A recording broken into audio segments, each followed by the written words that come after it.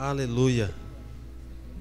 Nós estamos encerrando um mês, encerrando um ciclo de 31 dias e iniciando um novo ciclo.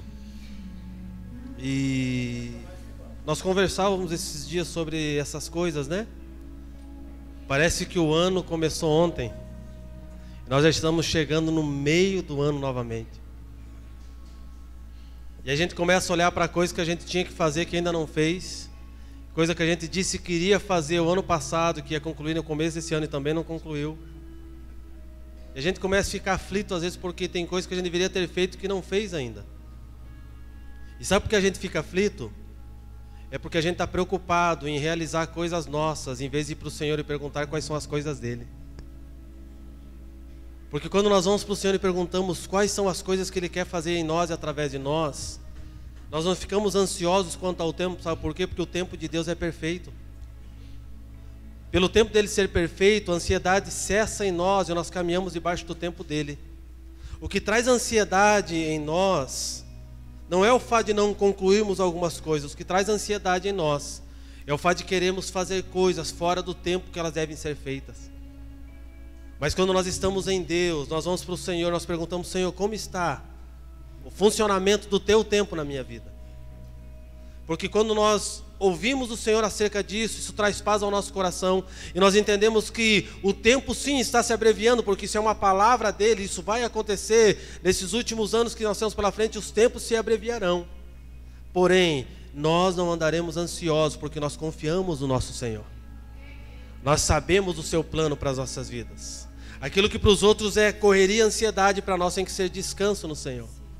E é por isso que é de suma importância nesses dias que a igreja do Senhor se posicione num lugar de entendimento e de clareza acerca do tempo e o modo do Senhor.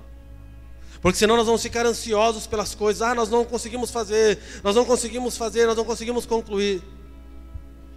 E queira ou não queira, no atual momento que nós vivemos como povo no planeta Terra, todos nós estamos ansiosos por alguma coisa. Porque nós vivemos em um tempo de muita velocidade, muitas coisas. E por viver num tempo de velocidade, nós também queremos que as coisas aconteçam dentro do nosso tempo. E é justamente isso que nós precisamos entender. As coisas não acontecem no nosso tempo. Sabe por que não? Porque o nosso tempo não é perfeito. As coisas acontecem no tempo de Deus, porque o tempo dele é perfeito e o plano dele é perfeito. Então, como eu descanso no Senhor e como eu mando embora toda a ansiedade do meu coração, é quando eu aprendo a conhecer o plano perfeito de Deus. Amém. É quando eu aprendo a discernir o que estou fazendo, se é para Cristo ou se é para que eu alcance algo que eu tenho esperança de alcançar. Sabe por que o apóstolo disse muitas vezes que a nossa esperança precisa estar depositada em Cristo? Porque se a nossa esperança está depositada naquilo que nós queremos, nós vamos querer adiantar os processos para alcançar aquilo que queremos visualizar e vivenciar. Mas se a nossa esperança está em Deus, nós aprendemos a nos submeter aos processos de Deus, a suportar o tempo de Deus, e no devido tempo Ele vai nos alcançar com aquilo que Ele disse que faria. E aí sim nós vamos entender o que a palavra diz: não andeis ansiosos pela manhã. E por que eu não devo andar ansioso pela manhã? Porque cabe ao Senhor cuidar do amanhã. Nós viemos para o domingo à noite, para a reunião da noite, e sabemos que o propósito de estarmos aqui é liberar incenso e adoração ao Senhor, mas o nosso coração está preocupado com a segunda-feira.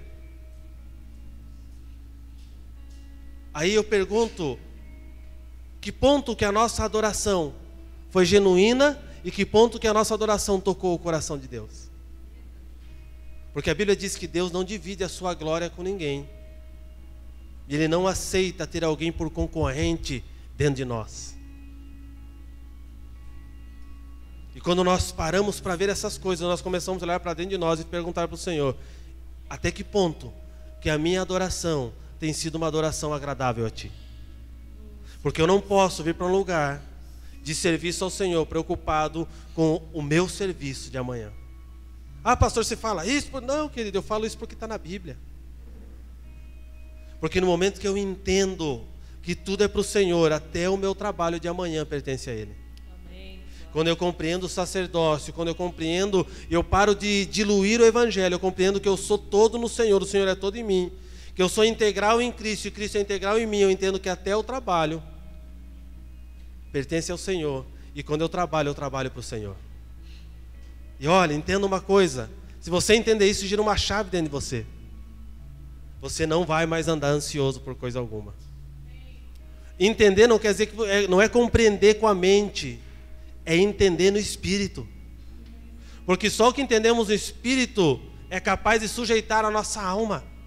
Se nós entendemos na alma, amanhã nós estamos bem, mas na terça, na quarta nós já estamos ruim de novo. Mas quando nós entendemos no Espírito, o Espírito sujeita a carne ao conhecimento da revelação do Cristo, e o Cristo sujeita todas as coisas nele. Não andeis ansiosos por coisa alguma. Parece até uma piada. Você lê ele e fala, não, Deus estava de bom humor nesse dia.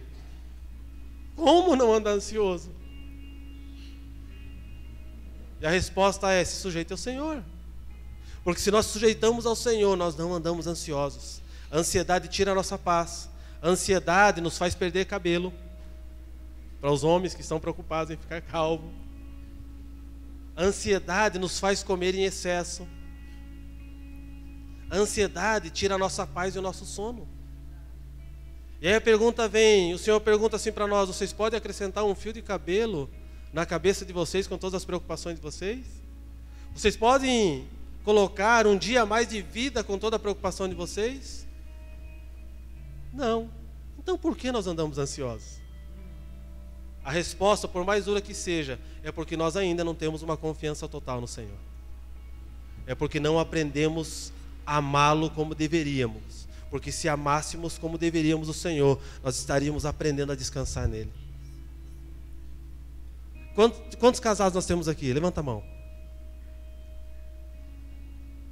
Eu vou fazer uma pergunta para vocês, casados. Na sua lua de mel, na sua noite de núpcias, você não via a hora de chegar amanhã para levantar da cama e sair correndo fazer suas coisas? Foi assim com você? Sim ou não? Se alguém disser que for, depois me procura, que eu vou orar com você. Deus vai trabalhar o teu coração, você vai ser curado desse lugar. Não. E por que não? Porque nós estamos nos relacionando com alguém que nós amamos.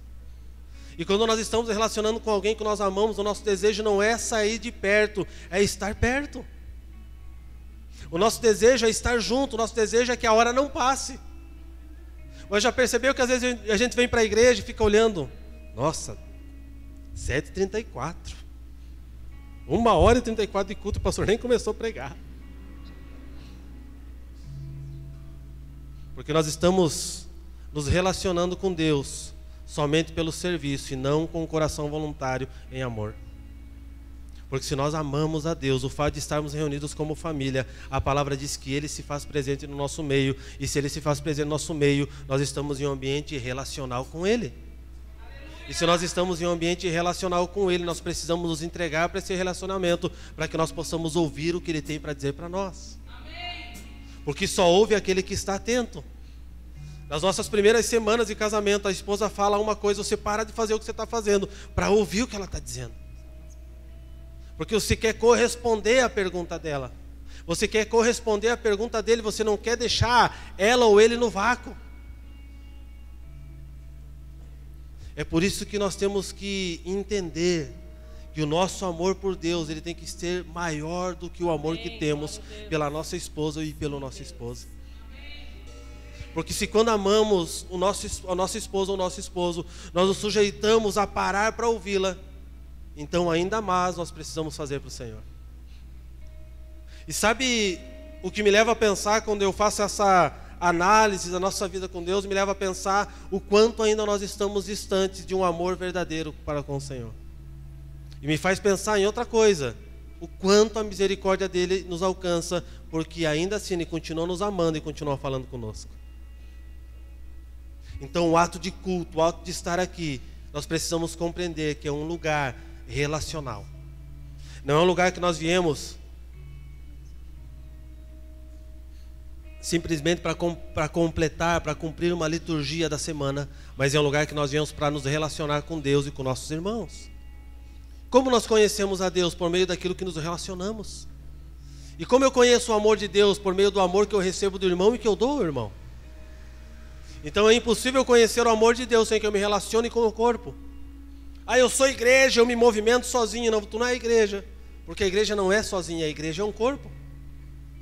Então eu preciso me relacionar com o corpo e a partir disso eu conheço o amor de Cristo. O fato de estarmos reunidos aqui tem um único propósito e um único objetivo central: Cristo. Se Ele não for o centro de tudo que estamos fazendo, nós estamos gerando só enfado e cansaço e perdendo nosso tempo. E se Ele é o centro de tudo que estamos fazendo, nós precisamos entender e discernir o que nós estamos fazendo para que Ele se torne o centro das nossas vidas. Então nunca houve, como nesses dias,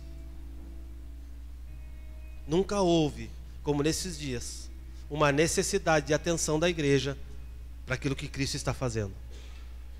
Não se preocupe com o dia de amanhã, porque o Senhor vai cuidar dele. Ah, mas eu fiz a conta sem consultar o Senhor. Fica tranquilo, até no juízo Deus tem misericórdia.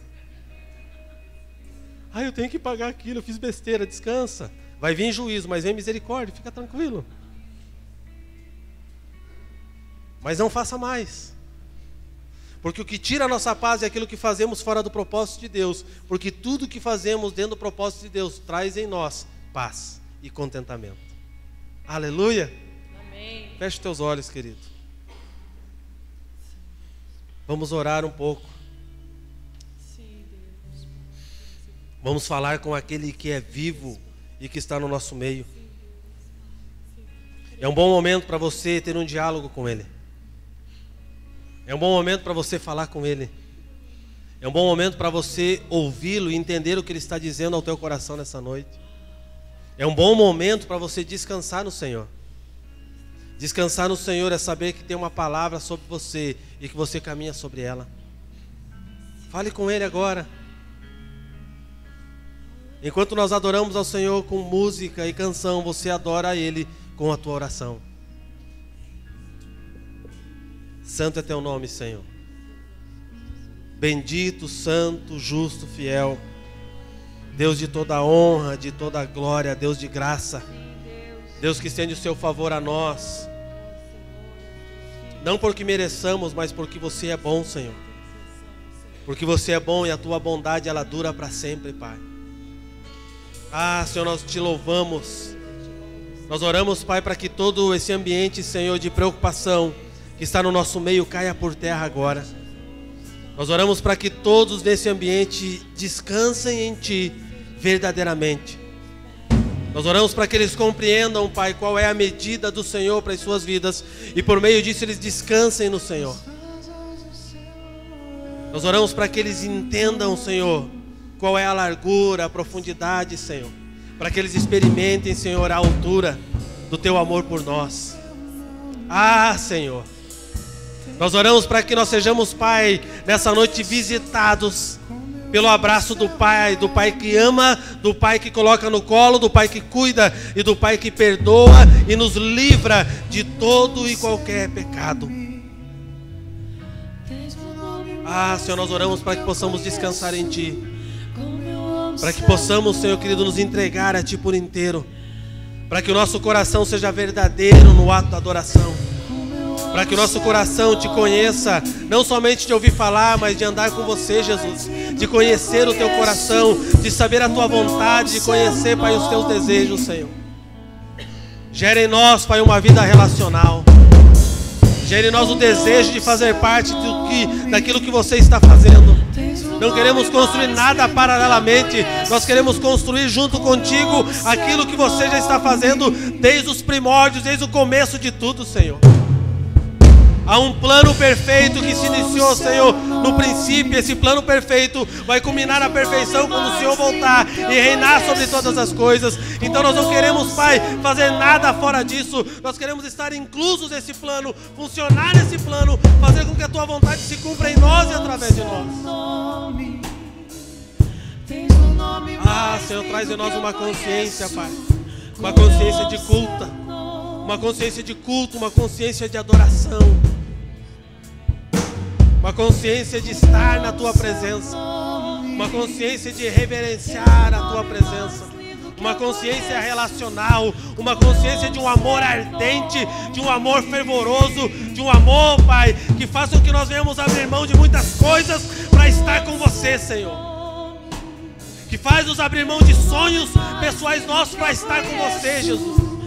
Que faz nos abrir mão do cansaço físico que somos tomados para estar com você, Jesus.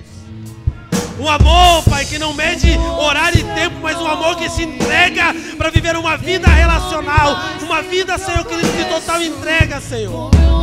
Porque só assim vamos conhecer o Teu coração, só assim vamos entender na plenitude o Teu propósito para as nossas vidas.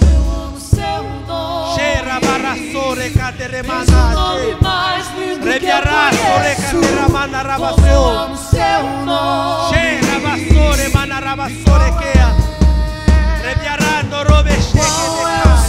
Qual é o som de quando Deus desce na terra?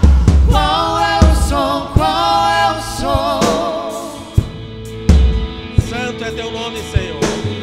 Qual é o som? Qual é o som de quando Deus desce na terra? Qual é o som? Qual é o som?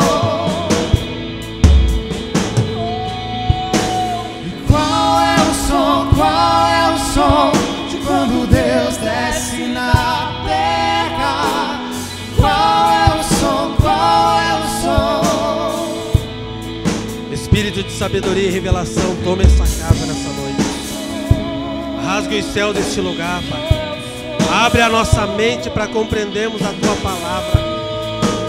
Eu ordeno que toda distração do nosso meio se retire agora. Não há lugar para você aqui. Eu oro para que toda mente nesse lugar e aqueles que nos ouvem por meio da internet seja levado cativo ao conhecimento da Tua palavra. Eu oro para que todos sejam alcançados dentro deles, Pai, sejam tocados dentro deles e sejam alinhados pelo Teu propósito e pela Tua palavra. Nós declaramos que Tu és o único digno de receber adoração nesse lugar. Tu és o único digno de ser adorado. Tu és Senhor sobre todas as coisas. Tu és Senhor sobre toda esta casa. Tu, Senhor, coordenas tudo. Tu está debaixo da Tua mão o governo de todas as coisas. Tu és tudo em todo, Senhor. Tudo é Teu, tudo é para você. Nada, Senhor, nos pertence. Tudo te pertence, porque você criou tudo para louvor da Tua glória.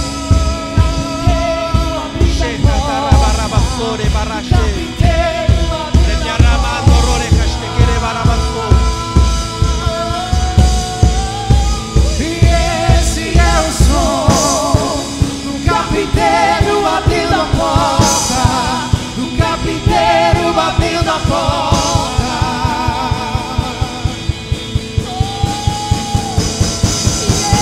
E esse é o som do carpinteiro batendo a porta, do carpinteiro batendo a porta.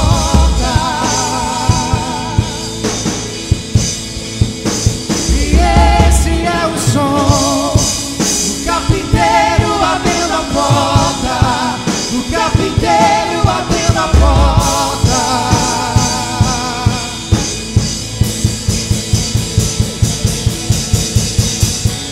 Santo é Teu nome, Senhor. Santo é Teu nome, Senhor. Você está ouvindo o som do carpinteiro batendo a tua porta nessa noite?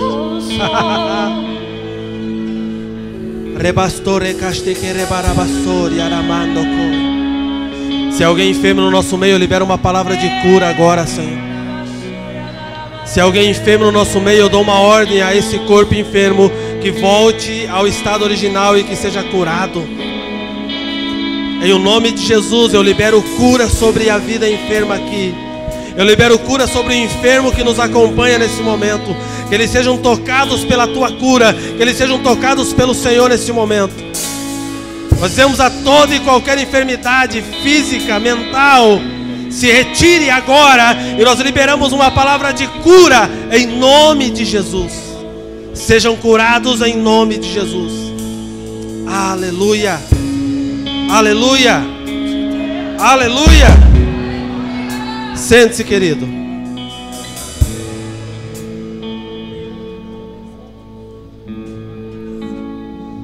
Aleluia. Aleluia. Glória ao teu nome, Senhor. Esse é o som, o carpinteiro batendo a porta. E por que ele bate a porta? A gente tem que pensar no que a gente canta. Por que ele bate a porta? É porque ele precisa fazer algo dentro de nós. E ele vem como carpinteiro para desfazer o que está errado e fazer da forma certa. Até o que a gente canta, a gente tem que prestar atenção. Porque quando você canta e você não está disponível para aquilo que você está cantando, você está gerando dentro de você um conflito interno. Você está gerando dentro de você uma guerra interior. Quando nós cantamos, nós estamos liberando a adoração ao Senhor, estamos proclamando a palavra dEle, estamos dizendo que aquilo que estamos cantando aqui seja gerado no reino do Espírito para que se transforme vida em nós. É por isso que nós, nesses dias, precisamos prestar atenção no que cantamos. É por isso que algumas canções que cantamos vão ter que parar de cantar, porque elas não são bíblicas. Toda canção que fala de Deus é bíblica? Não, tem muitas canções que falam de Deus e não são bíblicas. Que elas falam para a alma, para o desejo e para a vontade do ser humano, e não para aquilo que é vontade e desejo de Deus para o ser humano. Então até aquilo que cantamos precisa passar pelo crivo da palavra nesses dias. Amém. Porque se nós cantamos mentiras, não adianta nós queremos viver verdades. Aleluia. Amém. Glória a Deus. Aleluia. Abra a tua Bíblia comigo em João.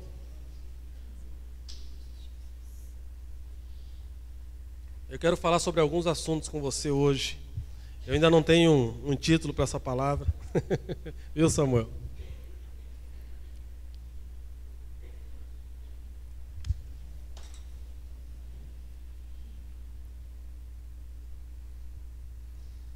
João 3,36.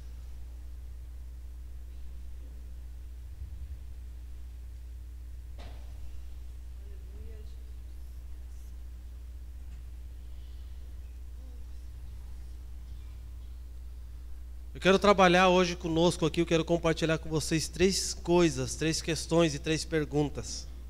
E a primeira delas é que se você já fez isso e ainda não fez, hoje você vai fazer. Que você se pergunte: em Cristo nós fomos salvos de quê? Já se perguntou do que você foi salvo em Cristo? Já parou para perguntar para você do que eu fui salvo?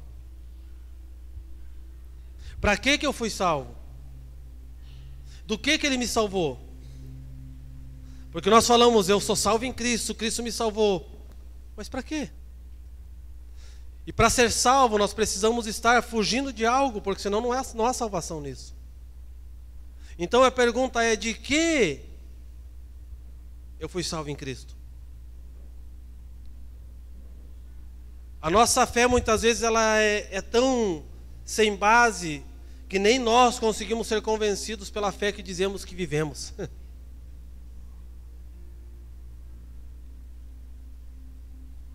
Eu já me fiz essa pergunta algumas vezes na minha vida: de que eu fui salvo?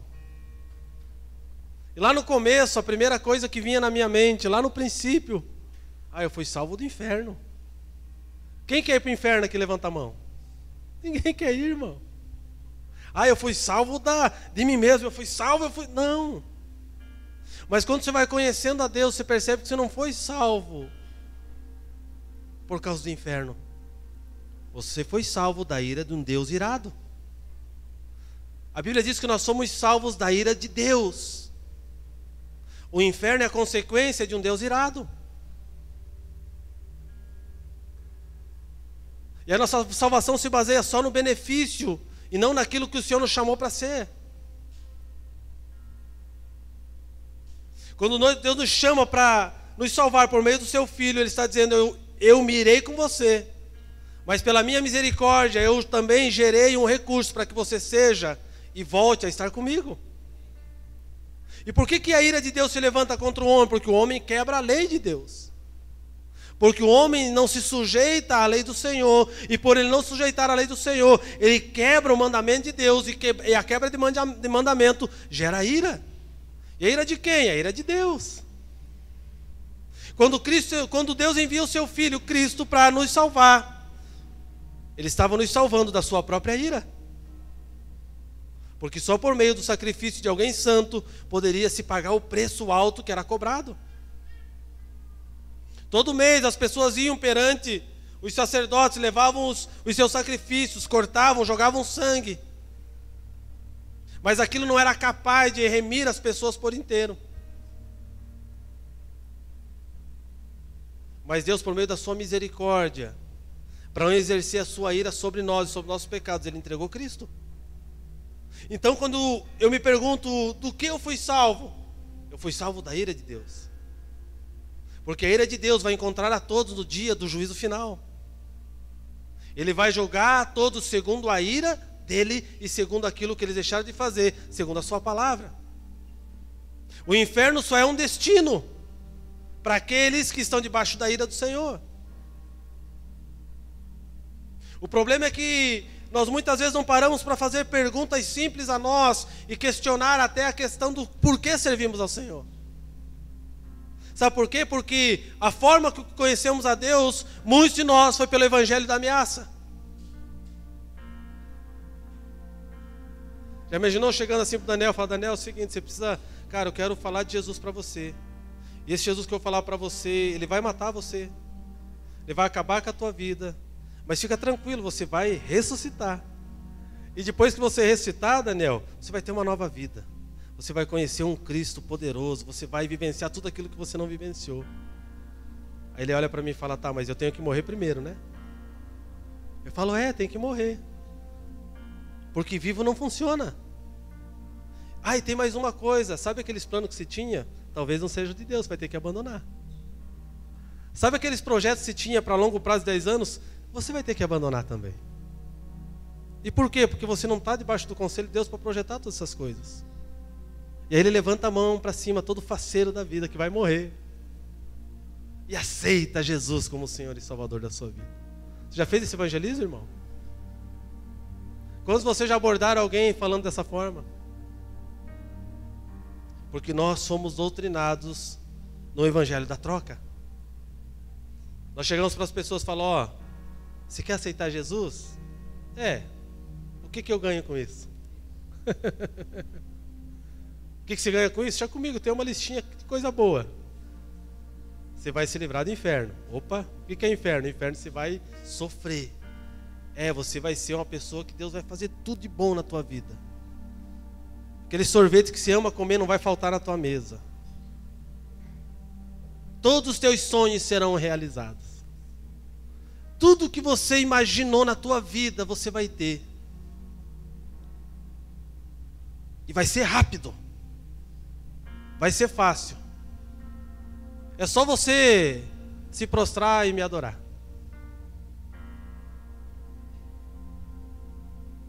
Quem falou isso foi Satanás para Jesus. Isso não é o evangelho. O evangelho, ele precisa nos encontrar. Nós temos que ser encontrados pelo evangelho. É muito fácil alguém entregar sua vida a Jesus porque tem medo de ir para o inferno, mesmo ele não sabendo o que é inferno. Basta você falar do Satanás, o cara já entrega a vida correndo. Mas na verdade, o plano de salvação está ligado em quem Cristo é e o plano sacrificial dele para com as nossas vidas. É uma atitude de amor. E por meio do amor, nós conhecemos o amor dele por nós e nos relacionamos com ele. É a mesma coisa que eu chegar aqui, vou pegar você de novo, Daniel, e falar para o Daniel, Daniel, você está vendo a Michele? Eles não se conhecem, você não se conhece, faz de conta que não se conhece. Não abraça, você não conhece. E eu falo assim: você vai casar com ela e pronto. E você vai casar com ele. E fim de papo. Mas por quê? Qual que é o propósito disso? Primeiro ele vai conhecer. E ele vai se relacionar. E por meio do relacionamento ele vai gerar desejo de conhecer mais profundamente. E isso vai começar a gerar amor para um relacionamento que pensa num casamento. Sabe qual que é o convite de Deus para a humanidade? Me conheça. Porque a partir do momento que você me conhecer, você não vive sem mim. Ah, cara, depois que você conhece a Deus, você morre facinho. Aleluia! Depois que você passa a conhecer a Deus, você não pergunta como você vai morrer. Você fala, mata logo, porque o que vem depois vale a pena. É desse jeito. O problema é que nós não apresentamos um Cristo relacional. Nós apresentamos um Cristo da troca. Sendo que Cristo morreu por amor de muitos. Por quê? Porque Ele tinha o desejo de voltar ao princípio de tudo, que era uma vida relacional. Deus cria o homem com um propósito, relacionamento, edificar as coisas por meio dele, de um relacionamento com Ele. E nós viemos para Cristo por medo de ir para o inferno. Ah, nós fazemos porque se eu não fizer... Tem um texto lá na Bíblia que diz, se eu não fizer isso aqui, vai vir... sobre a minha vida uma punição, então vou fazer. Sabe quem caminha por meio de punição? É escravo e é criança. Filho faz por amor. Nós somos chamados para ser filhos, juntamente com Cristo. E como nós estamos vivenciando e fazendo isso nas nossas vidas? Como nós estamos olhando para o motivo de que fomos salvos em Cristo? O que nos faz pensar? Nós paramos para pensar sobre isso em algum momento do nosso dia? Porque você só vai conhecer o plano de alguém acerca de você pelo momento que você se dedica a se relacionar com Ele. E sabe o que acontece quando você se relaciona cada vez mais com Deus? Você é entrelaçado pelos laços de amor dEle. E sabe o que acontece quando você é entrelaçado pelos laços de amor de Deus? Você não tem mais fugitivo, você não tem mais escape, você é pego pelo Senhor e você vai sujeitar à vontade do Senhor. E até aquilo para você que era muito difícil deixar de fazer, você deixa de fazer porque vale a pena. Mas o problema é que nos foi apresentado um Deus justiceiro e um Deus que devido àquilo que obedecemos recebemos o benefício. Quer dizer que se eu fizer isso eu ganhei isso, então fechou, estou dentro. É mole. Mas Jesus deixa claro em Mateus 5, 6 e 7 que não é por aí o negócio. Ele deixa claro que nós só vamos conhecê-lo por meio daquilo que queremos e temos o desejo de nos relacionar com Ele. Porque, queridos, herança é para quem detém o mesmo sangue, não para quem é forasteiro na terra. Há uma herança proposta para os filhos de Deus, mas esses filhos de Deus têm que ter neles correndo o mesmo sangue do Cristo. E o que nos faz nos tornar essas pessoas é uma vida relacional com Cristo. Geralmente quando nós temos dificuldades nos nossos relacionamentos interpessoais é porque nós temos dificuldade em nos relacionar com Cristo. É porque nós vemos Deus lá em cima, nós vemos Jesus longe e distante de nós, sendo que Ele está perto e próximo de nós. Sabe por que pecamos as mesmas coisas? É porque a nossa percepção de Deus é que Ele está distante. Porque se nós tivéssemos a percepção que Ele está presente, nós não pecaríamos com tanta frequência. Mas quando não há uma percepção de pertencer a Ele e de fazer parte do que Ele está construindo, nós fazemos as coisas do nosso jeito. Agora, quando temos a sensação de que Ele está presente em todo momento, quando nós entendemos que nesse exato momento Ele se faz presente, a nossa devoção muda. A nossa forma de ver as coisas muda, a nossa forma de nos mover muda. O nosso entendimento é transformado, nós não vamos para Cristo porque nós temos medo e porque nós vamos alcançar alguns benefícios. Nós vamos para Cristo porque Ele é redentivo, Ele nos tira da ira vindoura do Senhor Deus, do seu Pai. E nós somos resgatados para quê? Para voltar a um lugar de relacionamento. O mesmo Deus que se irou com o homem, e um certo dia Ele disse, eu vou destruir toda a raça humana, porque eu me arrependi de ter feito todos esses homens. Tudo que eu criei eu vou destruir. Mas de repente Ele encontra a graça num homem chamado Noé. E por que Ele encontra a graça? Porque aquele homem era diferente dos demais, porque ele tinha dentro de si um lugar relacional, assim como Adão tinha com o Pai no Éden. É por isso que no meio de um mundo corrupto e perdido, Deus encontra um homem e decide mudar de ideia para começar de novo.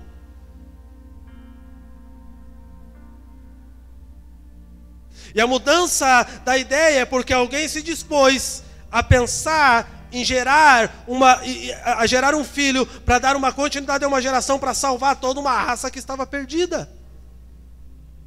Sabe qual é a função da igreja? É amar uma geração que está perdida.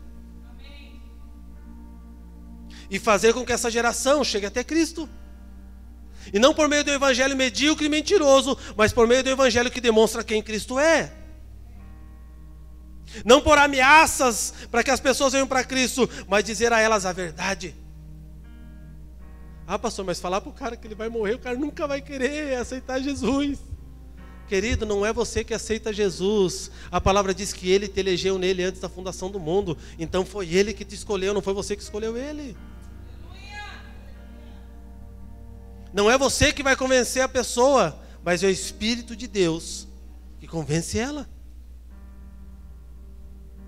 Imagine comigo, no princípio de tudo, na igreja de Atos, as pessoas viviam o evangelho, se sujeitavam a Cristo por meio do testemunho dos apóstolos. O que é testemunho? É alguém que testemunha de algo que não é dele, mas é de alguém que ele viu e acredita piamente, testemunho daquilo que foi feito. Eu não posso ser testemunha de mim mesmo, eu sou testemunha de Cristo. E como que as pessoas percebem que eu sou testemunha de Cristo? Porque a vida que vivo se parece com aquele de quem eu dou testemunho. Senão meu testemunho é mentiroso e não é verdadeiro. Quando as pessoas viam o testemunho dos apóstolos, eles entregavam a sua vida ao Senhor, o Espírito tomava elas e transformava nelas em uma nova criatura, e as pessoas olhavam para elas e tinham desejo de se tornar como elas. E a Bíblia diz que o Espírito acrescentava a cada dia os santos que haviam de ser salvos. Qual que era a estratégia? Morre. Eles morriam para a vida deles, para viver a vida de Cristo. Agora, se você for estudar o contexto histórico daquele tempo, era bom ser cristão ou não? Sim ou não? Era a melhor escolha a ser feita para viver uma vida tranquila? Sim ou não? Sim ou não, igreja? E por que houve uma grande safra de pessoas que se entregaram para Cristo naquele tempo? É porque eles não viviam para as suas vidas, mas viviam para a vida de Deus. As facilidades da vida e o conforto da vida muitas vezes nos colocam em um lugar de falta de capricho com uma vida aos pés de Cristo, com falta de desejo de tê-lo. Sabe quem vai sentir falta de um pão com margarina? É aquele que nunca comeu, porque aquele que sempre tem desdenha. Nós não conseguimos nos relacionar com Deus na fartura muitas vezes, mas na falta nós corremos para Ele. E porque nos falta o que? O desejo de conhecê-lo e ter uma vida relacional com Ele. Então quer dizer, pastor, que Deus tira as coisas da gente para a gente voltar? Não, a nossa rebeldia nos afasta do Senhor e nos tira do favor dEle. O porquê nós somos salvos, o porquê nós somos resgatados por Cristo. João 3,36 diz assim: por isso quem crê no Filho tem a vida eterna.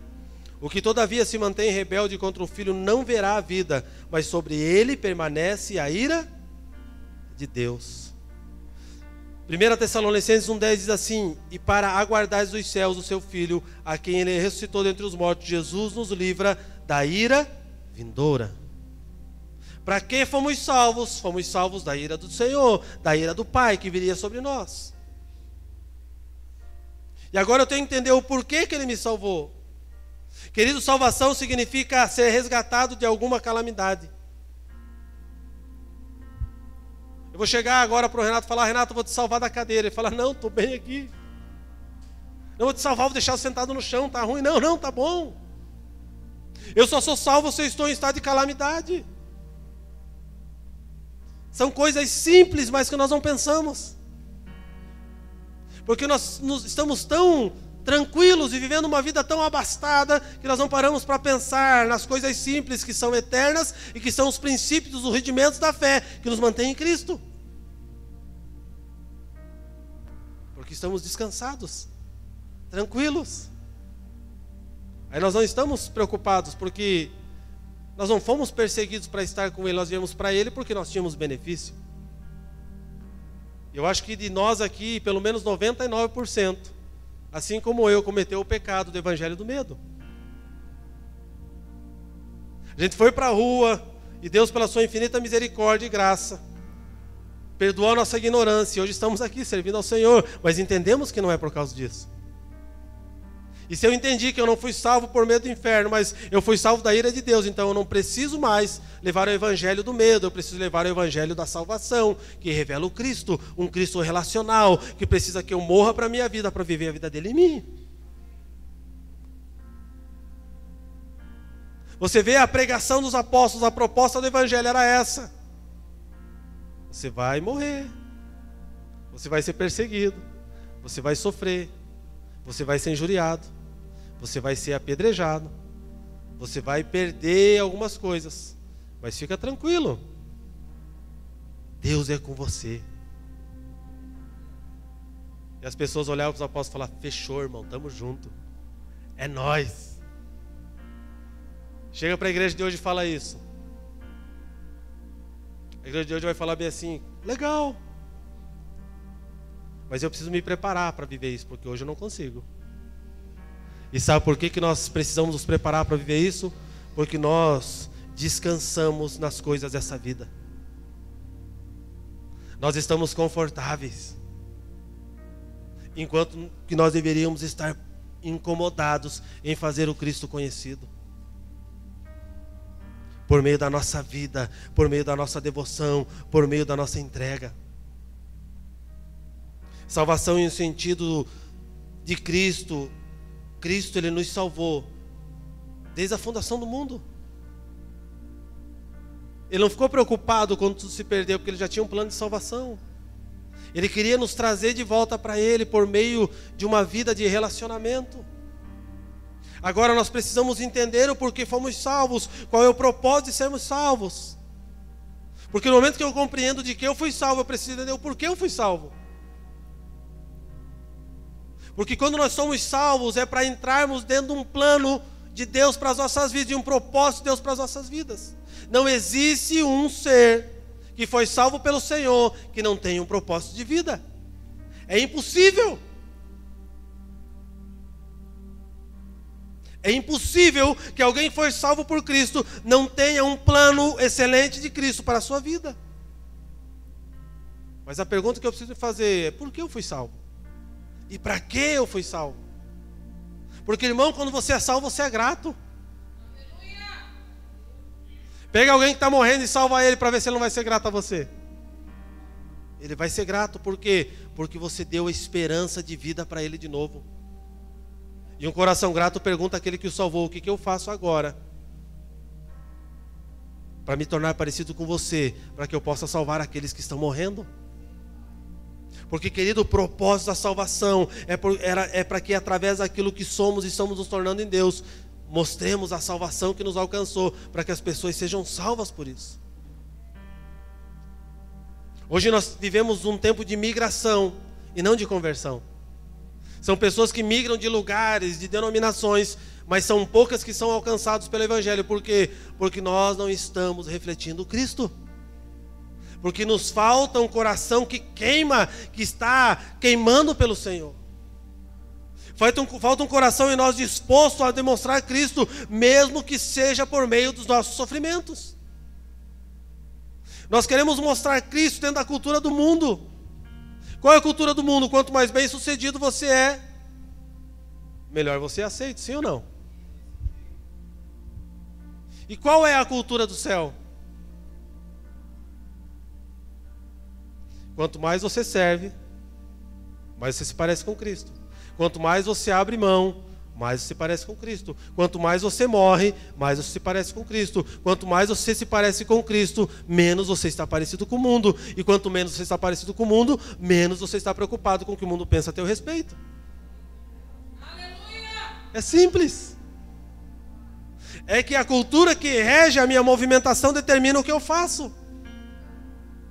Porque é impossível que um pai não cuide dos seus filhos. A Bíblia diz isso. Quanto mais eu me entrego para Ele, mais eu me torno parecido com Ele. E quanto mais parecido com Ele eu estou, mais dono da herança que Ele tem para mim eu sou.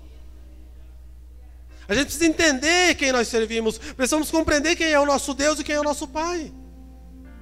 Há uma herança determinada para os filhos. Eu não preciso pedir aquilo que é meu. Eu não chego na minha casa e peço licença para a geladeira para mim acessar ela. Eu abro e pego, porque eu sou dono da geladeira. Eu não chego na minha casa na hora do almoço e falo, com licença, eu posso pegar mais uma coxa? Eu gosto tanto de coxa ao molho, eu posso pegar mais uma? Eu pego, porque é minha. E quanto mais nós entregamos ao Senhor, mais Ele nos dá autoridade para que nós venhamos acessar lugares os quais nós não acessávamos. Existem coisas que hoje nós oramos e pedimos, mas quando nós alcançamos maturidade no Senhor, nós não vamos mais pedir, nós vamos acessar, porque é nosso. Enquanto nós somos crianças da fé, nós precisamos pedir para que alguém nos dê. Mas quando nós começamos a alcançar maturidade na fé, nós acessamos lugares porque somos filhos maduros e temos autoridade, e nós descansamos uma herança para acessar aquilo e tomar posse daquilo. E nós ficamos tão preocupados com as coisas terrenas e esquecemos que em nós descansa uma autoridade de um Pai, que nele pertence todas as coisas. Quando o Senhor diz que nós não devemos viver preocupados com as coisas dessa vida, com os negócios dessa vida, com o que havemos de comer, de beber, de vestir, aonde vamos morar, Ele não está brincando, Ele está falando algo. Ei, vocês precisam entender, aquele que criou você, no princípio de tudo, é o mesmo que está te chamando para andar com Ele de novo. E quando Ele criou o homem, a sua imagem e semelhança, Ele cria o homem e coloca um modelo para o homem, chamado Jardim do Éden, e diz para o homem, a partir disso você vai construir tudo, e tudo que você construir vai servir a você, e não você servir aquilo que você está fazendo. Esse é o princípio. E quando o Senhor nos leva de novo para Deus, Ele está nos chamando para viver nesse lugar de novo, para governar e não para ser governado pelas coisas. Querido, homem, durante o dia, ele trabalhava. Ou vocês acham que Adão acordava 11 horas da manhã, deitado na rede, e o anjo vinha servir uvas verdes para ele comer? E outro anjo estava fazendo o almoço. E aí vinha outro anjo e falava, pois não, senhor Adão, o senhor precisa. Se você ler o princípio da palavra, você vai ver que Deus criou o jardim. Mas o resto da terra precisava ser cultivada. E Deus deu uma ordem para o homem, cultive toda a terra. Cultive de tudo que você está vendo aqui, cultive toda a terra, trabalhe a terra, prepare a terra para que ela produza. Então esse papo de que o trabalho é de Satanás, nem isso Satanás tem, porque nem isso ele sabe fazer. Quem deu o trabalho para nós foi o Senhor. Aí por que a gente cansa tanto? Porque a gente faz para a gente e não faz para Ele. Porque Adão cansava também, irmão, mas ele não cansava dentro, ele só cansava fora. Eu posso sair daqui quebrado, arrebentado, mas eu saio regozijante. Por quê? Porque eu estou fazendo para Ele. Aleluia! E quando Deus envia o seu Filho para me resgatar, é para me levar de novo para esse lugar, de fazer tudo para Ele, corandel, tudo perante Ele, para a glória dEle. Esse é o propósito. E o Senhor nos resgata, nos leva de volta ao plano original. Só que nós não entendemos, porque nós continuamos escravos das coisas. Ei, se você entender algumas coisas do Senhor nessa noite, você vai parar de trabalhar por dinheiro. E o dinheiro vai trabalhar para você. Porque o dinheiro não é teu Senhor, você domina sobre ele. Tudo aquilo que você precisa se sujeitar é porque aquilo é Senhor sobre você. Se o tempo domina você, ele é Senhor sobre você. Mas se você determina o tempo, você é Senhor sobre o tempo. Quando Deus nos estabelece, Ele nos estabelece como Senhor sobre todas as coisas. A Bíblia diz em Salmos, o céu é do Senhor, mas a terra Deus deu a quem? Ao homem. E para que Deus deu a terra ao homem? Para que o homem faça aquilo que foi determinado no princípio. Ah, mas o homem pecou, sim, pecou. Mas Cristo veio e resgatou o homem, tirou o homem debaixo desse lugar de ira de Deus, resgatou ele no lugar de novo de estar com Cristo, de relacionamento com o Pai. Então o homem precisa entender o lugar que ele está andando.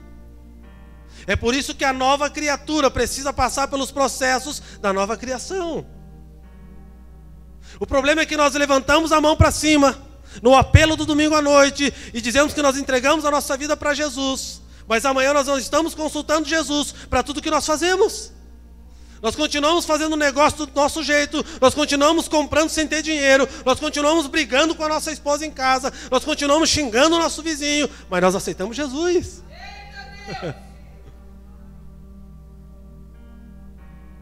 Sendo que no momento que você levantou a sua mão e recebeu Cristo, você precisa voltar ao ventre para começar de novo. E uma criança não prepara, uma criança se sujeita ao que está sendo preparado. O novo nascimento é um novo começo, é um processo novo de Deus. Você precisa reaprender a viver a tua vida. E sabe o que você precisa fazer nesse momento? É chegar perante o Senhor, dobrar os teus joelhos, depositar tudo perante Ele e falar: Senhor, tudo que está certo aqui me ensina a continuar, e tudo que está errado aqui, tira de mim, porque eu preciso fazer o que é certo. Isso é conversão. É entender o plano de Deus. Mas sabe o que é terrível? É que a gente aceita Jesus, mas não permite que Jesus governe sobre as nossas vidas. Então a pergunta que eu faço para mim, e eu quero que você faça para você: até que ponto eu aceitei a Cristo? E até que ponto eu aceitei somente a religião proposta que falava de Cristo? Porque o tanto que eu aceitei a Cristo é o tanto que eu me sujeito ao Cristo do qual eu aceitei. É o tanto que eu me entrego para o Evangelho do Cristo. É o tanto que eu entendo o porquê que eu fui salvo. Qual que é o propósito da salvação? O propósito da salvação é glorificar a Deus em toda atitude que eu tenho. Toda atitude que eu tenho tem que ter por base o amor de Cristo. E amor não está ligado a você ser frouxo. Amor está ligado a você ser correto. Tem muita gente que liga amor a ser frouxo. Vai tomar decisão: eu não vou, poxa, coitadinho. Quebrou o princípio, tome decisão. Mas eu vou ser rude. Princípio quebrado, juízo alcançado. Amor é ter consciência plena de quem Deus é e de toda a estrutura que governa o seu reino. Amor é isso. Eu amo o irmão e eu não vou falar porque eu vou ofender ele. Ofendo os ouvidos para que o corpo seja, para que a alma seja salva. Eu não vou falar essa verdade para ele porque ele vai ficar chateado comigo. É melhor ele estar chateado com você do que ele ir para o inferno. Porque quando você fala a verdade para o seu irmão, a verdade do Senhor e não a tua, você está ajudando ele para que ele conheça mais a Cristo. Nós vivemos um evangelho de isopor, que não suporta mais altas temperaturas. Um evangelho medíocre que não apresenta um Cristo verdadeiro. E por que vivemos isso? Porque nós não queremos ofender as pessoas. Querido, entenda uma coisa: o evangelho de Deus é ofensivo ao mundo. É impossível que você pregue o evangelho sem que ofenda as pessoas. Como, pastor? Porque o evangelho do reino é contra a cultura do mundo. E tudo que é contra a cultura ofende a cultura daquele lugar que eu estou vivendo. Eu me lembro que eu me sentei há uns 12 anos atrás, eu estava numa rodada de negócio com algumas pessoas lá do Kuwait. Acho que era do Kuwait.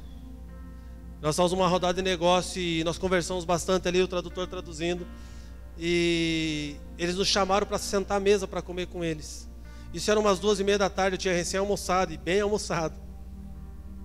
E aí eu olhei aquela mesa pequena, baixinha no chão, um monte de tapete ali para sentar. E eu falei para o rapaz, o tradutor, falou: cara, eu não estou com fome, eu já comi. Ele falou: Isaías, se você não sentar na mesa para comer com esses caras, você pode ir embora, que você não vai fechar negócio com eles. Porque eles gostaram de você, querem compartilhar com você. Isso para eles é muito importante. Na minha cultura, eu já tinha almoçado. Mas eu precisava me sujeitar à cultura deles, para tê-los e para conhecer o coração deles. Percebe? Se eu não me sento, eu ofendo a cultura deles. E eu os afasto de mim. Mas se eu me sento, eu os aproximo de mim e começo a conhecê-los. Por que você está falando isso, pastor? Para você entender que a cultura do céu sempre vai ofender a cultura da terra. Mas o propósito da ofensa da cultura do céu é trazer-nos de novo para a origem no amor de Cristo. Porque essa ofensa nos leva a pensar. Essa ofensa nos leva de novo para um raciocínio correto acerca de Deus. Eu lembro que eu conversava com um homem que se dizia ateu. E eu perguntei para ele: por que você crê que você é ateu? O que te faz ter tanta certeza que você é ateu, que você não crê dessa forma? Ele olhou para minha cara assim e falou: cara, eu nunca pensei nisso. Eu falei: então pense. Porque alguma coisa você tem que acreditar, para não acreditar em outra. E depois da nossa segunda ou terceira conversa, ele olhou para mim e falou bem assim: eu nem sei se eu sou mais ateu. E no final da conversa ele falou assim: ora para mim, cara, para que Deus me abençoe nesse lugar. E eu olhei para ele e falei: ué? Para Deus? É, para Deus. Mas e Deus? Fala: cara, eu não sou ateu, eu penso que eu sou ateu. Eu achei que eu era ateu, mas aquele dia a gente parou para conversar, eu parei para pensar, e eu não sou. E ele me contou que ele esteve em Jerusalém.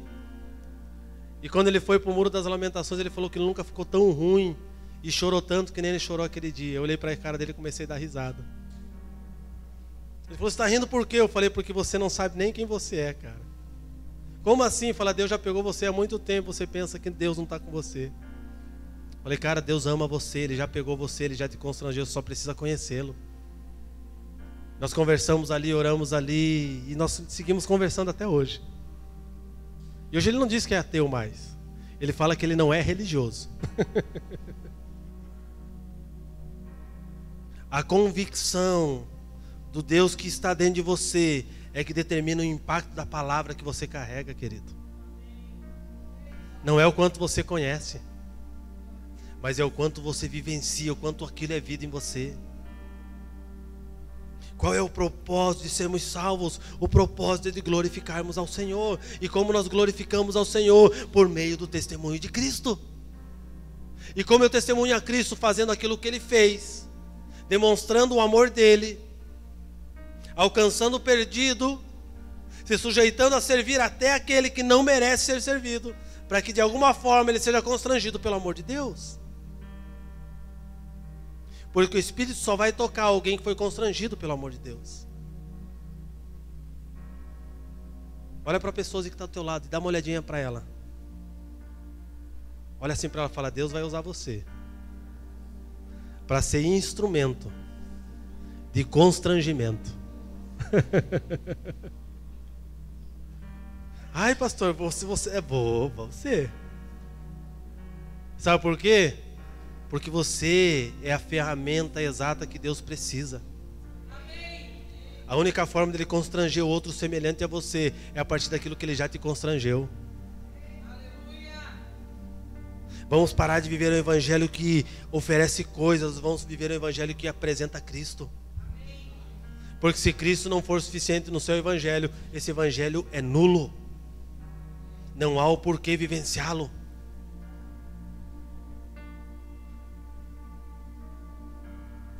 O muçulmano, ele não morre para ter na vida, ele morre para ter na morte.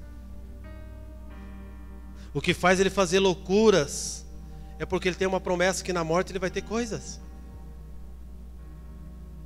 E no cristianismo, muitas vezes o que a gente faz? A gente vive para ter na vida.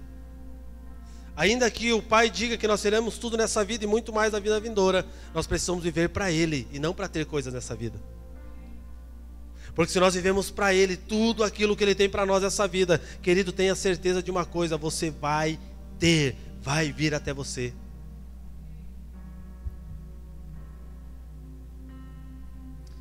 Abra Gálatas 3,13 comigo. Você está comigo? Você está entendendo? Diga: eu estou entendendo. Então você é réu do teu entendimento, irmão. Aleluia.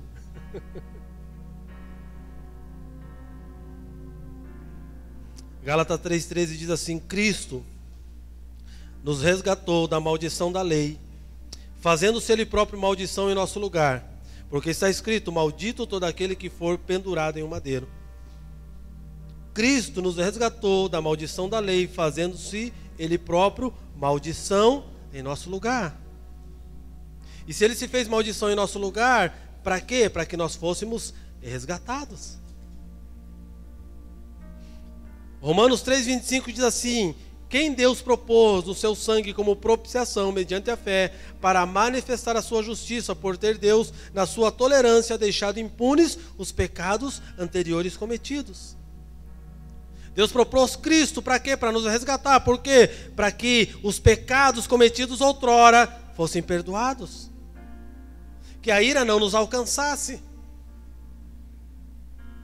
E quando Ele faz isso, Ele nos tira de um lugar de ira. Por quê? Porque nós viemos para Cristo. Quem está debaixo da ira de Deus? Aqueles que não estão em Cristo. E qual que é a nossa função como igreja? Levar Cristo a eles, para que eles conheçam a Cristo e estejam no estado de viver Cristo e não estar no estado de estar debaixo da ira de Deus. O que pesa sobre nós, igreja, é manifestar Cristo. Você não foi salvo para ir para o céu, irmão. Você foi salvo para trazer o céu para a terra. Eu fui salvo, agora o que vai ser da minha vida? Vou sentar o meu belo bumbum na cadeira, esperar Cristo vir, ou então morrer numa velhice bem longa, bem tranquilo, e vir para o céu. Só que a palavra diz que nós viemos para Cristo, para trazer e manifestar as verdades do céu na terra. Então o propósito da salvação é para que nós manifestemos aquilo que está feito no céu e venhamos trazer essa realidade do céu para a terra. E como nós vamos acessar a realidade do céu? A partir do homem interior, que somos transformados de glória em glória no Senhor, para acessarmos os lugares celestiais em Cristo. São coisas que há 30 anos, 40 anos atrás eram elementares, mas hoje tornam-se coisas e talvez revelações que nós nunca ouvimos. E por quê? Porque nós nos perdemos com os negócios dessa vida. Nós nos perdemos com os prazeres dessa vida. Nós nos perdemos nos nossos desejos, nas nossas vontades e nos afastamos do Senhor, nos afastamos do Senhorio de Deus. 1 João 4,10 diz assim: nisto consiste o amor, não em que nós tenhamos amado a Deus, mas em que Ele nos amou e enviou o seu Filho como propiciação pelos nossos pecados. Nisso consiste o amor, que eu aceitei a Jesus e beleza. Não. Nisto consiste o amor, não em que nós tenhamos amado a Deus, mas em que Ele nos amou e enviou o seu Filho. Percebe a diferença? No que consiste a salvação? No que consiste o amor? Consiste naquele que é doador do amor. Consiste naquele que é todo amor. Consiste naquele que nos amou primeiro. E mesmo na sua ira, gerou uma maneira de nós sermos resgatados da ira dele, por intermédio do seu Filho Jesus. Então não é o que eu faço, mas é o que ele já fez. No que consiste o amor dele? É nele ter nos amado desde antes da fundação do mundo. Antes de nós nascermos, ele já nos conhecia e ele já nos amava. E sabe o que é triste? Que às vezes ele fica falando: Deus, você não me ama. Se Deus não nos amasse, nós já seríamos consumidos. Nós não estaríamos aqui, porque a ira de Deus consome o homem por inteiro. Porque a glória de Deus, a santidade de Deus, ela não permite que nós cheguemos na presença dele com pecado. Sabe por que nós temos acesso ao Pai? Sabe por que nós conseguimos adorar essa noite? Sabe por que nós conseguimos sentir a sua presença? É porque o sangue foi derramado e foi pago todo o pecado, foi pago através do sangue derramado. Não há preço a ser pago. Não é porque somos bons, mas é porque Ele é bom. Não é porque nós fazemos bem feito, é porque Ele nos torna perfeito nele. Sabe aquela conversa, ninguém é perfeito? Não, a Bíblia diz que nós temos que ser perfeitos. Como perfeito é o nosso Senhor. Mas como que a gente vai ser perfeito? Na concepção humana? Nunca. Quem se olha no espelho e se acha perfeito aqui? Levanta a mão.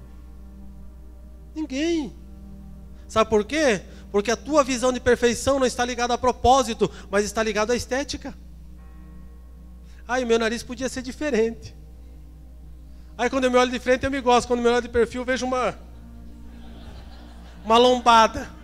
Sai agora! Sai em nome de Jesus!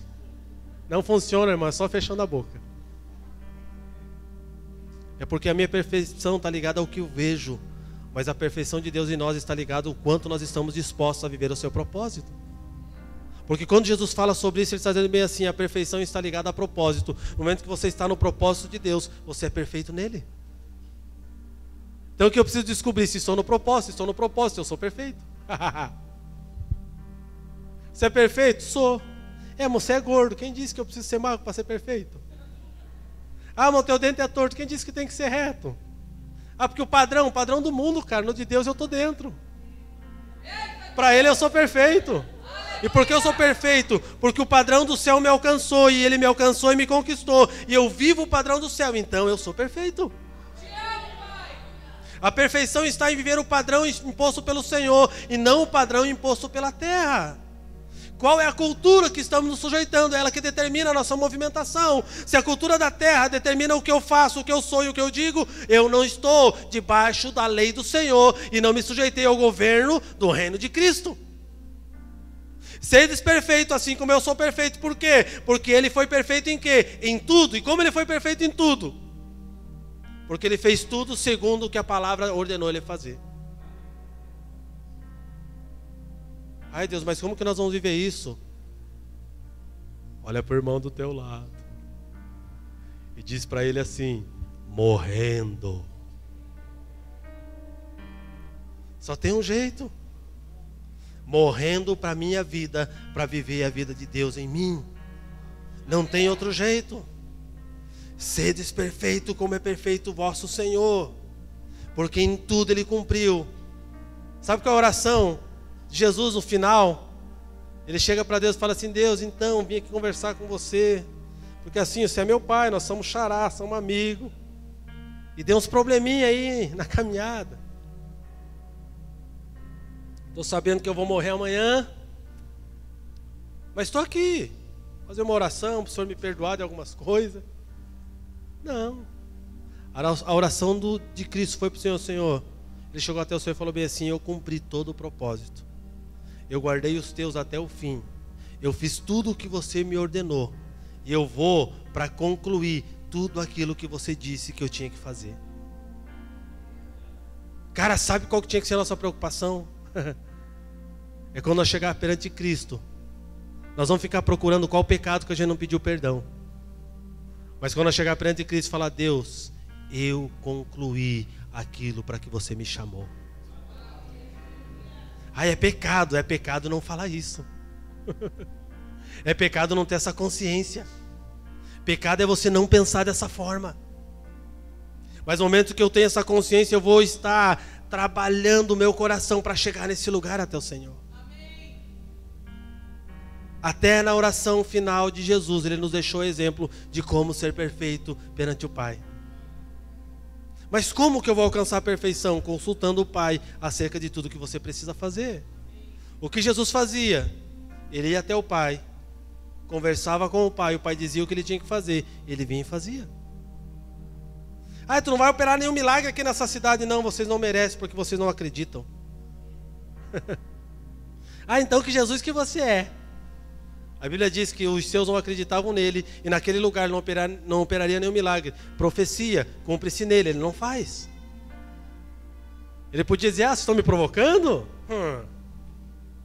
Sai 10 paralíticos andando agora. Ia sair, irmão. Porque ele tinha autoridade para fazer isso. Mas ele não estava preocupado em ser perfeito aos olhos dos homens, ele estava preocupado em ser perfeito aos olhos daquele que o enviou. Querido, Deus não dá autoridade para você demonstrar poder. Deus dá autoridade para você demonstrar a glória dele na tua vida. A autoridade não é para me mostrar que eu tenho mais poder. Saiu o raio da minha mão. Não. A autoridade Ele me dá para que Ele seja glorificado. E sabe quando Ele é glorificado? Quando eu não sou citado naquilo que aconteceu. Porque a glória vai para Ele. Para Ele. Isto é estar num estado de plena consciência, de estar caminhando debaixo de uma perfeição para que fomos chamados. Jesus operava aqueles milagres, multiplicava pão e peixe, dava comida para mais de 5.000 pessoas. E sabe o que ele fazia no final do dia? Ele se ausentava da multidão. Ele ia para um lugar sozinho e ele ia consultar o Pai, porque ele não podia se perder naquilo que estava acontecendo. E nós, na nossa mente carnal, nós pensamos, para Isaías, isso é fácil para Jesus, ele era filho de Deus. Mas a Bíblia diz que ele era homem como nós, sujeito a todas as tentações que nós somos, e em todas elas ele venceu. E qual é a receita para vencer elas? Estar em todo o tempo no Pai. O que ele fazia? Imagina nós aqui nessa noite. Acontece um avivamento aqui. Acontece uma doideira. Eu nem sei o que acontece, mas acontece uma coisa muito doida. E de repente eu estava com o microfone na mão. Deus me usou. E assim que encerra a reunião eu falo, chama todo mundo que domingo vai ser 2 vezes mais. E todo mundo vem com a expectativa de domingo que vem ser 2 vezes mais. A gente chega aqui e não acontece nada. Aí sabe o que eu vou dizer para você? Você não tem fé, irmão. Você tem o coração duro aí, peludo, está impedindo a obra de Deus. E sabe por que não acontece? Porque não é para acontecer. Porque a manifestação é de Deus e não de uma pessoa. E quando ele escolhe se manifestar, ele quem escolhe determina o tempo. Não quer dizer que todo culto vai ser assim. Quer dizer que ele quis naquele momento. Então eu não posso determinar ou dizer que vai acontecer de novo, porque não foi por meio de quem eu sou, mas é por meio de quem ele é. Então nada é por quem eu sou, é por quem ele é. Então o que eu preciso fazer? Assim como Cristo sair do meio de uma manifestação dessa, dizer, uau, que doideira. Mas tudo foi feito por meio do que você é e não por meio do que eu sou. Quando nós entendemos isso, nós tiramos um peso de sobre nós de querer dar resposta para as pessoas. Sabe por quê? Porque quem corresponde a pessoas são pessoas. Mas quem corresponde à expectativa da pessoa é somente Cristo. A minha expectativa não está em você e a tua não pode estar em mim, porque a nossa expectativa tem que estar em Cristo. Porque dele nós esperamos todas as coisas, por ele nós fomos salvos, para a glória dele nós fomos salvos. E a terceira pergunta, para nós encerrar aqui. E eu já respondi, mas eu vou responder de novo. Por que nós fomos salvos? Abra a tua Bíblia comigo em Efésios.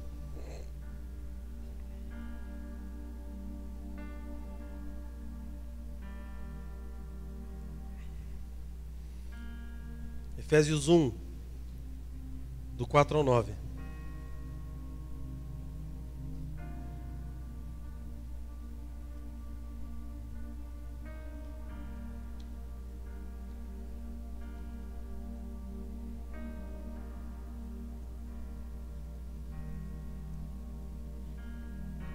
Assim como nos escolheu nele antes da fundação do mundo, para sermos santos e irrepreensíveis perante ele e em amor. Nos predestinou para ele, para a adoção de filhos, por meio de Jesus Cristo, segundo o beneplácito da sua vontade, para louvor da glória da sua graça, que ele nos concedeu gratuitamente no amado, no qual temos a redenção pelo seu sangue, a remissão dos pecados, segundo a riqueza da sua graça, que Deus derramou abundantemente sobre nós em toda a sabedoria e prudência, desvendando-nos o mistério da sua vontade, segundo o seu beneplácito, que propusera em Cristo. Assim como quem? Assim como ele nos escolheu desde antes da fundação do mundo. Então qual é o objetivo de nós sermos salvos? O objetivo de nós sermos salvos é retornarmos à origem em que fomos criados. E qual a origem? Deus fez o homem à sua imagem e à sua semelhança. Para quê? Para que o homem vivesse, influenciasse e tocasse da maneira de Deus. A minha influência chega até um local determinado, mas a influência de Deus na vida das pessoas, ela é infinitamente mais e muito maior do que aquilo que nós pensamos. Eu posso influenciar e convencer as pessoas até um determinado ponto, mas somente o Espírito Santo convence as pessoas a deixar de viver as suas vidas para viver a vida de Deus nelas. É por isso que Efésios fala, assim como nos escolheu nele antes da fundação do mundo, para sermos o que? Santos e o que mais? Irrepreensíveis. Cara, olha o que Deus fala da gente. Quem é irrepreensível aqui? Levanta a mão. Deveríamos todos levantar a mão. Sabe por quê? Porque Ele nos chamou para isso. para sermos santos e irrepreensíveis. E por que não somos irrepreensíveis perante Ele? Porque não nos sujeitamos a Ele. E é justamente o que estamos falando aqui hoje, é do plano de salvação. O porquê fomos alcançados, o porquê fomos salvos e o que Ele espera de nós vivermos essa vida em salvação contínua todos os dias. É sermos santos e irrepreensíveis perante Ele. Sabe onde está a chave desse versículo aqui, irmão? A chave desse versículo está no final dele aqui. Sabe quando eu pergunto para você se você é santo e irrepreensível, você fica com medo de levantar a mão? Porque a primeira coisa que você vai pensar é que o outro te conhece, sabe que você pisa na bola. A minha esposa está aqui, se eu levantar a mão, eu vou levar pau em casa. Porque eu pisei na bola. Mas o padrão aqui não é o que a tua esposa ou teu esposo pensa, o padrão aqui é perante Ele. O que Ele está dizendo aqui, sejam santos e irrepreensíveis perante quem? Ele. É possível? Sim, é possível. Porque perante mim, a minha esposa nunca será totalmente perfeita. E perante ela, eu nunca serei perfeito. Se você casou agora e tem ilusão de ter uma esposa perfeita e um esposo perfeito, de falar para você, sai dessa, meu irmão. Perdeu o playboy. Não vai ter jeito. Não existe. Se contar isso para você, é mentira. Vocês vão ser diferentes, mas vão ser iguais. Esse é o mistério do casamento.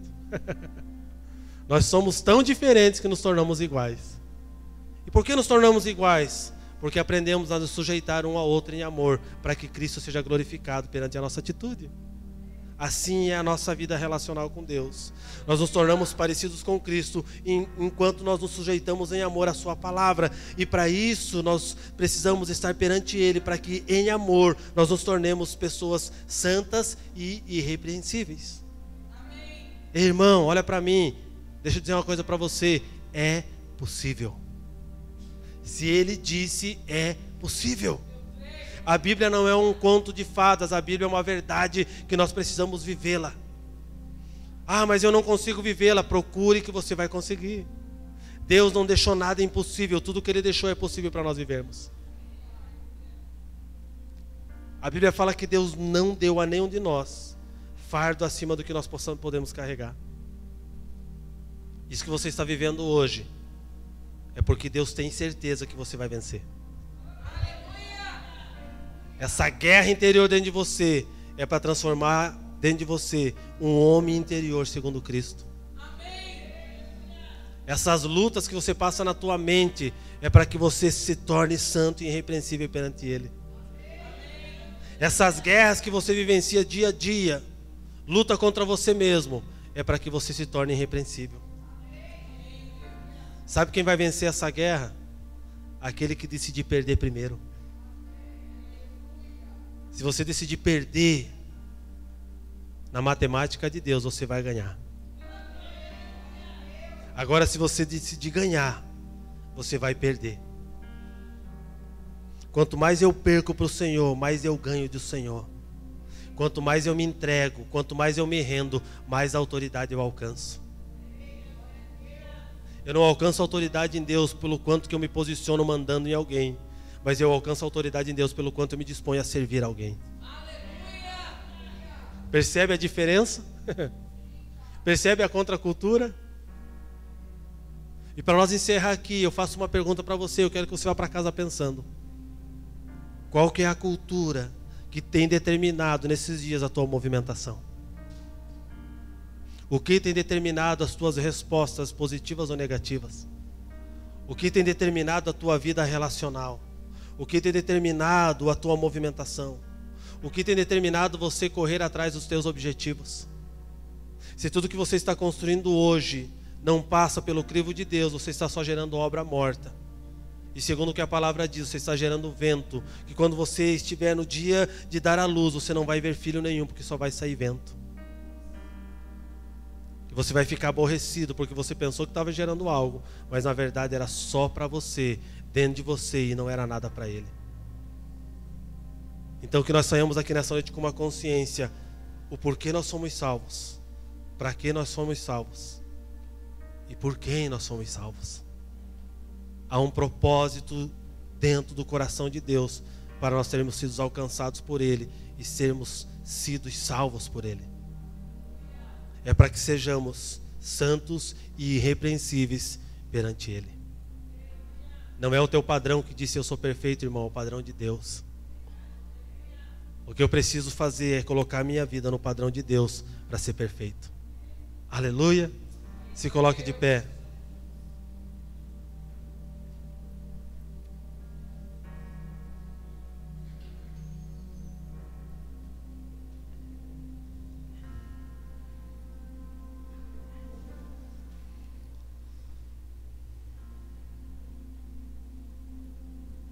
O que vai nos fazer conhecer o mistério da vontade de Deus. O mistério da vontade de Deus vai ser revelado a nós quando nos tornarmos santos e irrepreensíveis perante Ele. Eu quero orar com você e que a nossa oração seja agora: Senhor, eu quero perseguir uma vida de santidade e de ser irrepreensível perante o Senhor. Pare de perseguir coisas, persiga Cristo. Porque no momento que você começar a perseguir Cristo, as coisas vão correr atrás de você. Porque ninguém quer ficar fora do ambiente onde Cristo está. Enquanto nós perdemos tempo perseguindo coisas, nós não vamos conhecer a Cristo. Nós precisamos mudar o foco da nossa perseguição. Nós precisamos perseguir a Cristo para que as coisas corram atrás de nós. Querido, tudo aquilo que Deus tem para você é teu. Não perca tempo. Se entregue para Ele e no determinado tempo Ele vai dar para você e você vai acessar elas. Feche os teus olhos. Pai, nós oramos, Pai, neste momento mediante a palavra que o Senhor nos entregou nessa noite. A minha oração é que nós possamos nos tornar pessoas santas e irrepreensíveis perante o Senhor. Que em amor nós sejamos transformados nisso. Porque a única forma de termos o conhecimento do mistério da sua vontade, segundo o beneplácito que propusera em Cristo, é se entrarmos neste lugar de santidade e sermos irrepreensíveis em Ti, Senhor. Eu oro para que seja despertado em nós o desejo, o coração e a vontade de nos tornarmos essas pessoas. Eu oro para que nós não venhamos perseguir coisas, mas nós venhamos ter um coração apaixonado em perseguir, em Te conhecer, Pai, e fazer a Tua vontade. Eu oro, Pai, para que sejamos, Pai, gratos, porque de alguma forma fomos alcançados pelo Teu amor. Não pelo que somos, não porque pensamos que Te escolhemos, sendo que a Tua palavra diz que não fomos nós que escolhemos Você, mas Você que nos escolheu. Então, o fato de estarmos aqui não é porque decidimos estar, é porque fomos escolhidos por Você. E se fomos escolhidos por Você, nós queremos conhecer a Tua plena vontade para nós e nos sujeitar a essa vontade, para que o Senhor faça em nós tudo aquilo que é devido, para que o Teu plano se cumpra perfeitamente em nós. Para que o nosso propósito de vida que está escrito dentro de você, que o Teu Espírito conhece, torne-se uma realidade dentro de nós e nós possamos viver uma vida com propósito e ao final da nossa carreira nós possamos dizer: fomos perfeitos naquilo que fizemos, porque cumprimos todo o propósito que o Senhor deu a nós para esses dias. Nós oramos para que de alguma forma nós possamos trazer a manifestação do Senhor para os lugares em que fomos colocados. Porque o único objetivo do Senhor nos colocar em situações, muitas vezes, Pai, difíceis, é para que neste momento nós possamos manifestar o Cristo. E o Cristo transformar uma tempestade em um vento sereno e tranquilo, Senhor. Pai, nos ajuda a conhecer o Teu coração, nos ajuda a ter clareza de propósito, nos ajuda a entender quem Tu és, porque somente mediante isso nós vamos conhecer os mistérios escondidos e ocultos em Cristo. Somente a partir disso nós vamos ter o conhecimento daquilo que temos que ser e nos tornar para que o Teu nome seja engrandecido, Pai. Eu oro mais uma vez, assim como no princípio desta palavra, para que venha sobre esta casa o espírito de revelação e sabedoria, o espírito de conhecimento e discernimento, para que possamos ter clareza e a partir disso nos movimentar, para que em tudo nós façamos o Teu nome conhecido. Essa é a minha oração nessa noite pela minha vida, Pai, e pela vida dos meus irmãos, que sejamos alcançados e sejamos encontrados pelo Senhor, santos e irrepreensíveis perante Ti. Quando nós nos apresentarmos a Ti, em nós haja santidade, em nós, Pai, haja uma vida que agrade os Teus olhos e que forneça em Ti alegria e graça, Pai. Assim como Tu olhasse e encontrasses graça em Noé, Que o Senhor olhe para nós essa noite, encontre favor em nós, e encontre em nós um coração disposto a fazer a tua vontade, em nome de Jesus. Aleluia. Diga aleluia, querido.